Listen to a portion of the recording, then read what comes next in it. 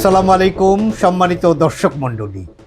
অনেকটা এভাবে বলা যায়, শত্রুর মুখে ছাই দিয়ে অবশেষে 10ই মার্চ 2026 মঙ্গলবার বাংলাদেশ একটি যুগান্তকারী ঘটনার মধ্যে প্রবেশ করল। ফ্যামিলি কার্ড নির্বাচনের পূর্বে সবচেয়ে আলোচিত ইস্যু।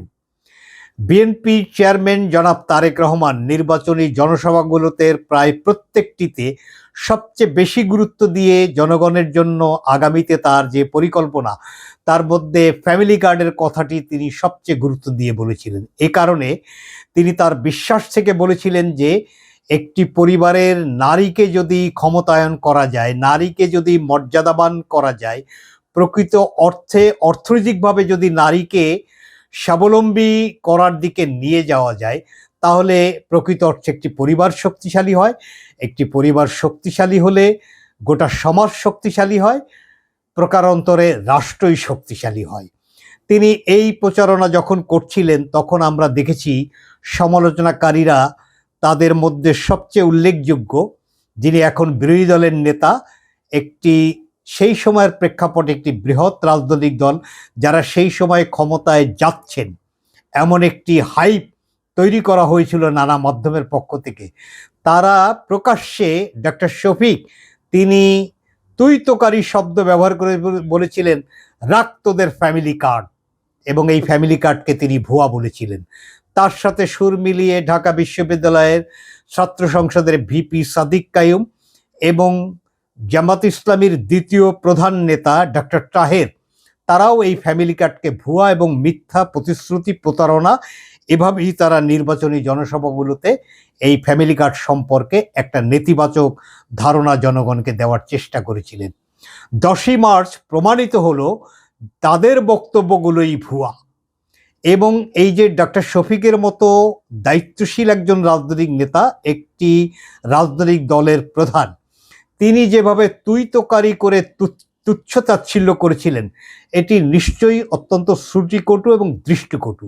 আমরা দেখেছি নারীর ক্ষমতায়ন এবং নিম্নবিত্ত পরিবারের জীবনমান উন্নয়নে প্রধানমন্ত্রী তারেক রহমান তার নির্বাচনের পূর্বে দেওয়া, নির্বাচনের সময় দেওয়া প্রতিশ্রুতি অনুযায়ী তিনি এই ফ্যামিলি কার্ড প্রদানের কর্মসূচির শুভ উদ্বোধন করেছেন 10ই মার্চ 2026 ঢাকাস্থ বনানীর টিএনটি খেলার মাঠে, কড়াইল বস্তি সংলগ্ন, সেখানে তিনি এই কার্ড উদ্বোধনের আনুষ্ঠানিকতার সাথে সম্পৃক্ত ছিলেন সরাসরি। তার সাথে তার স্ত্রী ডক্টর জোবায়দা রহমান এবং সমাজ কল্যাণ মন্ত্রী, প্রতিমন্ত্রী, সংশ্লিষ্ট নেতৃবৃন্দ, কর্মকর্তারা উপস্থিত ছিলেন। হতদরিদ্র, দরিদ্র এবং নিম্নবিত্ত, অর্থাৎ যারা দরিদ্র হওয়ার ঝুঁকিতে আছেন, তাদের এই তিনটি ক্যাটাগরিতে 49 ধরনের তথ্যপত্র নিবিড়ভাবে সংগ্রহ করা হয়েছে। সেখানে জেলা প্রশাসনের কর্তা ব্যক্তিরা ছিলেন, প্রয়োজনে সিটি কর্পোরেশনের কর্তারা ছিলেন, সরকারি কর্মকর্তারা ছিলেন, সমাজ কল্যাণ ডিপার্টমেন্টের কর্মকর্তারা ছিলেন, প্রয়োজনে শিক্ষকদের একটি অংশকে এই তথ্য যাচাই বাছাইয়ে তারা নিয়োজিত করেছেন। এবং সেখানে খানা জরিপ শব্দটি নিশ্চয়ই যারা পরিসংখ্যান বা এই জাতীয় বিষয়ের সঙ্গে সামান্য সম্পৃক্ত তারা জানেন। অর্থাৎ একটি পরিবার একটি খানার সাথে সম্পৃক্ত, অর্থাৎ একই স্থানে বসে একই হাঁড়িতে যাদের রান্না হয়, এটিকেই মূলত খানা বলা হয়। সেই খানা জরিপের মাধ্যমে তারা পিএম স্কোরিংয়ের মাধ্যমে তথ্য প্রযুক্তির সর্বোচ্চ সহায়তা নিয়ে পরিপূর্ণ বিশ্লেষণ করে নিরপেক্ষভাবে এই সুবিধাভোগী বা উপকারভোগীদের তারা সংখ্যাটি নির্ধারণ করেন এবং একটি পাইলট প্রকল্পের আওতায় ওই 10ই মার্চ 37,567 পরিবারের নারী প্রধানকে এই কার্ড দেওয়ার কর্মসূচি ইতিমধ্যে বাস্তবায়িত হয়েছে। মঙ্গলবার রাজধানীর কড়াইল বস্তি, সাততলা বস্তি, ভাসানটেক বস্তি, মিরপুর সার্কেল বা শাহ আলীর ওয়ার্ড নম্বর 8, আলিমিয়ার টেক বস্তি ওয়ার্ড নম্বর 14 এবং বাগানবাড়ি বস্তি এলাকা, এটি ঢাকা, এখানে 15,000-এর মতো পরিবারের নারী প্রধানকে এই কার্ড দেওয়া হয়। এছাড়া এই পাইলট প্রকল্পের আওতায় দেশের আরও বিশেষ করে রাজবাড়ির পাংশা, চট্টগ্রামের পটিয়া, ব্রাহ্মণবাড়িয়ার বাঞ্ছারামপুর, বান্দরবনের লামা, খুলনার খালিশপুরের 10 নম্বর ওয়ার্ড, ভোলার চরফ্যাশন, সুনামগঞ্জের দিরাই, কিশোরগঞ্জের ভৈরব, বগুড়া সদর, নাটোরের লালপুর, ঠাকুরগাঁও সদর এবং দিনাজপুরের নবাবগঞ্জে এই পাইলট কর্মসূচির আওতায় 37,567 পরিবারের নারী প্রধানের কাছে এই কার্ড পৌঁছে দেওয়া হয় এবং এই ফ্যামিলি কার্ড আনুষ্ঠানিকভাবে নারী প্রধানদের হাতে পৌঁছানোর পূর্বেই একটি বাটনে প্রেস করে প্রধানমন্ত্রী এই কর্মসূচি যখন উদ্বোধন করেন, সাথে সাথে এই 37,567 জন নারীর মোবাইলে 2,500 করে টাকা পৌঁছে যায়। আমরা মানুষের উচ্ছ্বাস দেখেছি, মানুষের প্রতিক্রিয়া আমরা শুনেছি। কতগুলো কেতাবি আলোচনা আছে, সেগুলো আমি পরে করব। তার আগে আমি আপনাদেরকে এই যারা সুবিধা পেলেন অথবা পেতে যাচ্ছেন এবং নিয়মিত পাবেন তাদের কয়েকজনের প্রতিক্রিয়া দুটি ভিডিও দেখার জন্য আপনাদেরকে অনুরোধ করছি। আমার জীবনের পয়সা আমি 2500 টাকা পাইছি, এটা আমার কাছে অনেক কিছু। 25 লাখ পাইছি আমি তারেক জিয়ার অনুদান। মাসে 3000 টাকা ভাড়া দিই, অনেক কষ্ট করে খাই, কাজ করি। এই সময় যে টাকাটা পাইছি আমাদের মাসে মাসে দেবে, আমাদের অনেক উপকার হবে, অনেক। তাকে ডাল ভাত, ডাক্তার খরচ, অনেক কিছু আমাদের জন্য অনেক। আমার স্বামী নেই, আমার সন্তান নেই, আমার ঘর বাড়ি নেই, আমার সব কিছু পুড়ে মুড়ে শেষ হয়ে গেছে। এখন এই 2500 টাকাই আমার কাছে কোটি কোটি টাকার মূল্য। কি করব আমি? এখন আমার প্যারালাইজ আছে, আমার হাতের সমস্যা, আমি কোনো কাজ কাম করতে পারি না। এটাতে হয়তো আমার এখন সংসারটা ভালো চলবে, আমার ফ্যামিলিতে তেমন লোকও নাই, আমার দেখশন করার মানুষও নাই। আল্লাহ তারেক জিয়ার যেন সারা জনম হাজার হাজার লক্ষ লক্ষ বছর বাঁচাই রাখে। আমার যেটুকু আল্লাহ সব পুড়ে মুড়ে শেষ হয়ে গেছে গা। কারণ আমি খালি মাঠে আজও পর্যন্ত পড়ে রয়েছি, আমার গরুডনের মতো কোনো পালা নাই, কোনো তৌফিক নেই। আল্লাহ তুমি আরে লক্ষ লক্ষ বছর বাঁচাই রেখো। আল্লাহ এই বিভেদের সময় আমার সামনে দাঁড়াইছে, আল্লাহ এই বিভেদের সময় হে আমাদের পাশে দাঁড়াইছে। আল্লাহ তুমি হারে লক্ষ লক্ষ বছর বাঁচাই রেখো। আল্লাহ আর বাবা মারে সবাই তুমি জান্নাতবাসী করে দিও আল্লাহ। ধন্যবাদ দর্শক মণ্ডলী, আপনারা নিশ্চয়ই লক্ষ্য করলেন যে মানুষের আবেগ, প্রত্যাশা, অশ্রুসজল নয়নে মানুষের প্রশংসা, এটি হক হিসাবেই তারেক রহমান সাহেব, তার জন্যই মানুষ এভাবে প্রার্থনা করেছে। এই যে নারীর ক্ষমতায়ন, নারীর ক্ষমতায়নের একটা পর্ব আমরা দেখেছি দেশনেত্রী বেগম খালেদা জিয়া। তিনি যখন প্রধানমন্ত্রী ছিলেন, আমরা জানি তিনি শিক্ষার জন্য খাদ্য প্রকল্প চালু করেছিলেন, যার কারণে এই খাদ্য কর্মসূচির আওতায় শিক্ষিতের হার বেড়েছে এবং সেখানে শুধু ছেলে শিশুরা নয়, অভিভাবকরা মেয়ে শিশুদেরকেও স্কুলে পাঠাতে উদ্বুদ্ধ হয়েছেন এবং মেয়েদের জন্য ছাত্রী উপবৃত্তি প্রকল্প, যেটি বিশ্বব্যাপী সমাদৃত হয়েছে। এই নারী শিক্ষার অগ্রগতিতে বেগম খালেদা জিয়ার এই ভূমিকা নারীর ক্ষমতায়নে যুগান্তকারী একটি ভূমিকা ছিল এবং এটি নারীর ক্ষমতায়নের একটি সূচনাও আমরা বলতে পারি। তারেক রহমান তার বক্তৃতায় বলেছেন যে শুধুমাত্র শিক্ষা দিয়ে নারীকে ক্ষমতায়ন করা, এর পাশাপাশি নারীকে অর্থনৈতিকভাবে স্বাবলম্বী করাও আবশ্যক।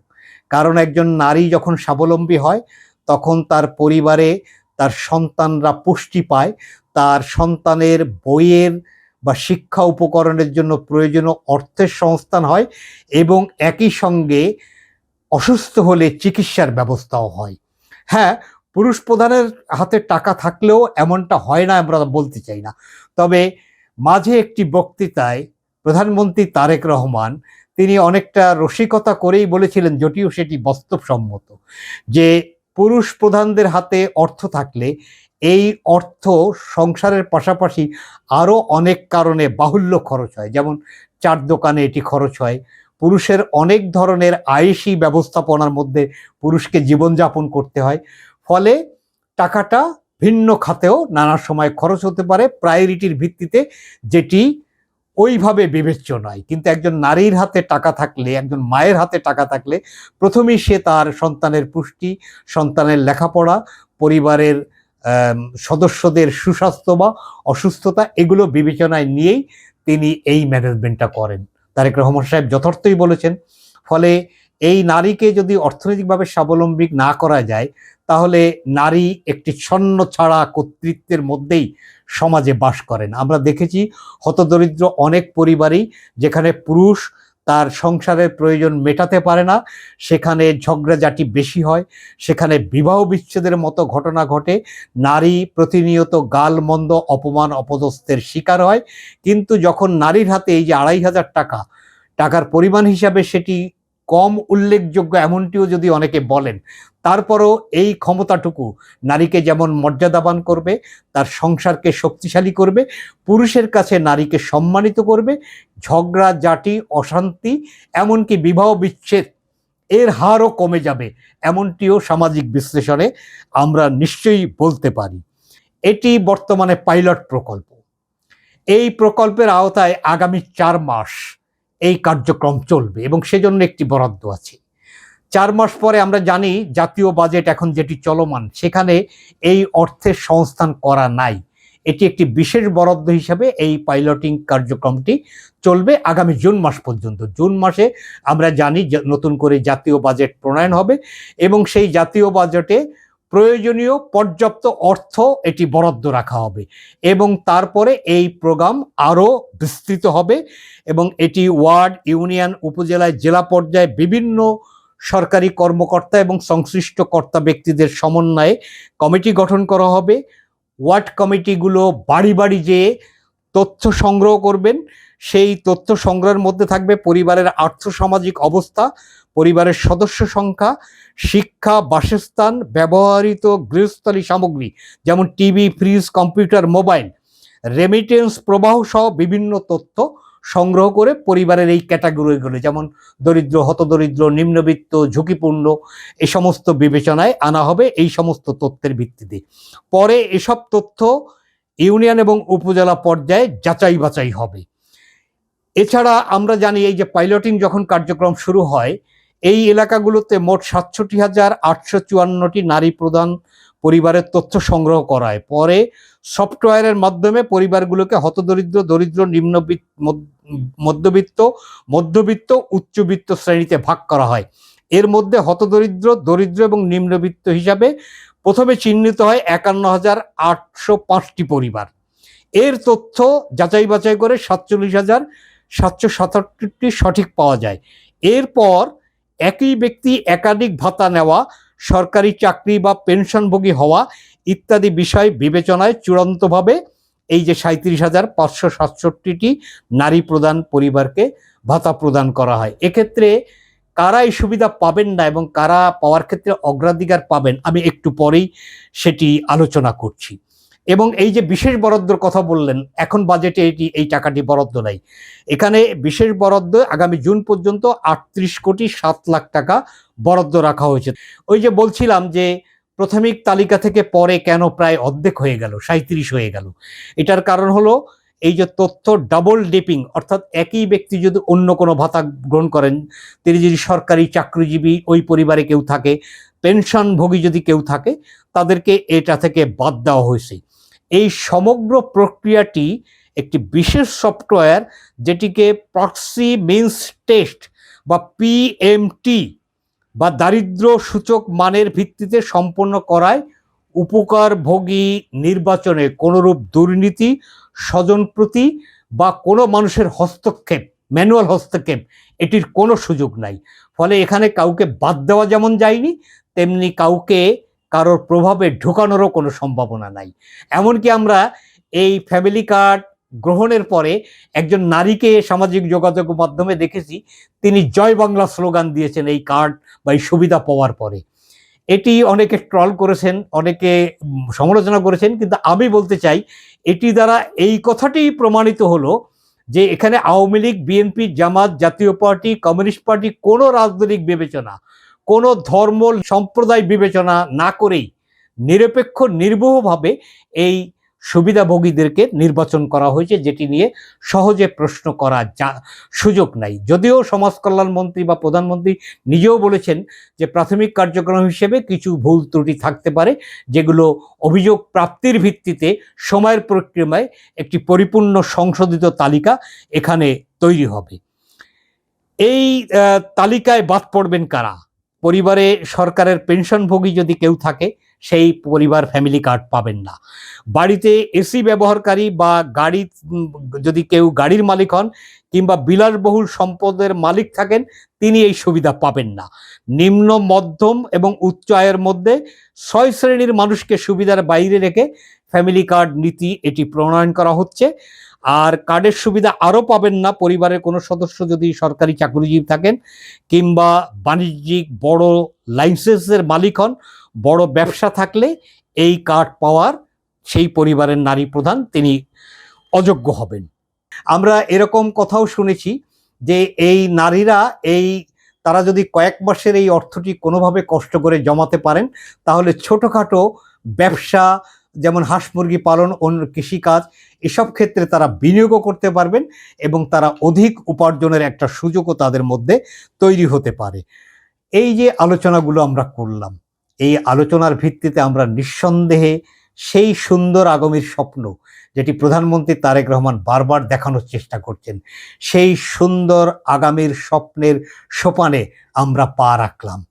এবং তিনি টার্গেট ঘোষণা করেছেন পর্যায়ক্রমে আগামী 5 বছরের মধ্যে অর্থাৎ পরবর্তী নির্বাচনের পূর্বেই 4 কোটি পরিবার এই সুবিধা প্রাপ্তির আওতায় আসবে। যাচাই বাছাই তথ্য নির্মোহভাবে নিরপেক্ষভাবে নির্বাচনের পরে এই 4 কোটি পরিবারই আগামী 5 বছরের মধ্যে এই সুবিধা আসবে। এটি কি বলবো, এটি মানে বাংলাদেশের এই 55 বছরের ইতিহাসে আমার মনে হয় সব থেকে সমাজ কল্যাণ সামাজিক বান্ধব কর্মসূচির শীর্ষ, যেটিকে একসময় অবাস্তব মনে হয়েছিল। টাকা কোথায় পাওয়া যাবে, এমনকি দেবপ্রিয় ভট্টাচার্যের মতো অর্থনীতিবিদ গবেষক তিনিও এই কর্মসূচি ধীরে সুস্থে নেওয়ার কথা বলেছিলেন। দেবপ্রিয় বাবু হিসাবটা বোঝেন, তিনি অর্থনীতির হিসাব অংশটা বোঝেন, কিন্তু সামাজিক অর্থনীতি বলেও একটা কথা আছে যেখানে প্রতিশ্রুতির কথা থাকবে, যেখানে দায়ের কথা থাকবে, যেখানে সামগ্রিক বিবেচনায় অর্থকে খরচ মনে হতে পারে কিন্তু এই অর্থ একটা বিনিয়োগও বটে। সেই দৃষ্টিভঙ্গিতেই তারেক রহমান, আমি বলবো তিনি এই দুঃসাহসিক পদযাত্রায় তিনি নেতৃত্ব দিলেন। আমরা প্রধানমন্ত্রীর বক্তব্য আজকে শুনেছি। আমি নিজে খুলনায় যে কর্মসূচি আমার শহর, সেখানে এই কর্মসূচিতে উপস্থিত ছিলাম। আমি মানুষের উচ্ছ্বাস দেখেছি, সুবিধাভোগীদের অশ্রুসজল নয়নে তারেক রহমান এবং তার মাতা বেগম খালেদা জিয়া তার পিতা জিয়াউর রহমানের জন্য মানুষকে প্রার্থনা করতে দেখেছি। তিনি বলেছেন তিনি প্রতিশ্রুতি থেকে বিন্দু মাত্র তিনি সরে যাবেন না এবং তিনি কথা বলেছেন যে সমসাময়িক বাস্তবতায় বিশ্বে একটি যুদ্ধ চলছে, অর্থনীতিতে কিছু অসঙ্গতি তৈরি হতে পারে, হয়তো তার প্রতিশ্রুতি বাস্তবায়নে কিছুটা বিলম্ব হতে পারে, কিন্তু তার প্রতিশ্রুতি বাস্তবায়নের জায়গা থেকে তিনি বিন্দুমাত্র সরবেন না। আমরা বিশ্বাস করি তিনি তার প্রতিশ্রুতি রক্ষার্থে নিশ্চয়ই করে তার এই যে সদম্ভ উচ্চারণ এটি তিনি তার বাস্তবায়ন আমরা দেখতে পারব। 10ই মার্চ 2026 বাংলাদেশের ইতিহাসে একটি অনন্য সোনালী সূর্যের আলোয় উদ্ভাসিত দিন। এই কথাটি পুনরুল্লেখ করে আজকের মতো শেষ করছি। ধন্যবাদ।